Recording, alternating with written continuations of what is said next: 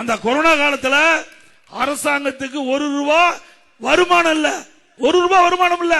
டாஸ்மாக் கடை மூடியாச்சு, பத்திரப்பதிவு கிடையாது, ரோட் டாக்ஸ் கிடையாது, ஜிஎஸ்டி கிடையாது, அதோட பெட்ரோல் டீசல் பங்கிலிருந்து வருகின்ற வருவாய் கிடையாது, எக்ஸைஸ் வரி கிடையாது.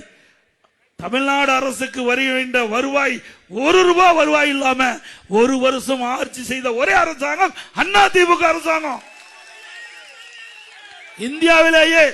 இந்தியாவிலேயே பொருளாதாரம் நிலைநாட்டப்பட்ட அரசாங்கம் அதிமுக அரசு.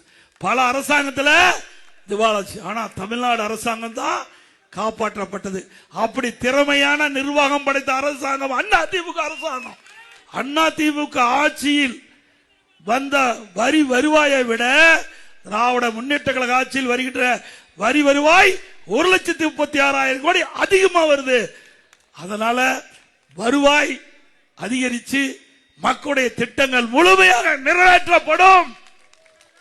அது மட்டுமல்ல, அந்த காலகட்டத்தில் பள்ளியில படிக்கின்ற மாணவர்கள் மன உளைச்சல் இருந்தாங்க, ஆல் பாஸ் போட்டு கொடுத்தாங்க.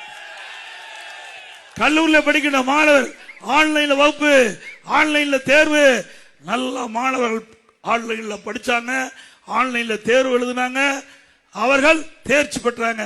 இது அதிமுக ஆட்சியுடைய வரலாறு.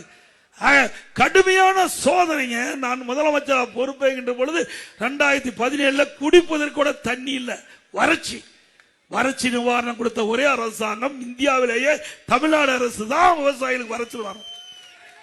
நல்லாட்சினா எடப்பாடியார் தான். வாக்களிப்பீர் இரட்டை இலைக்கே.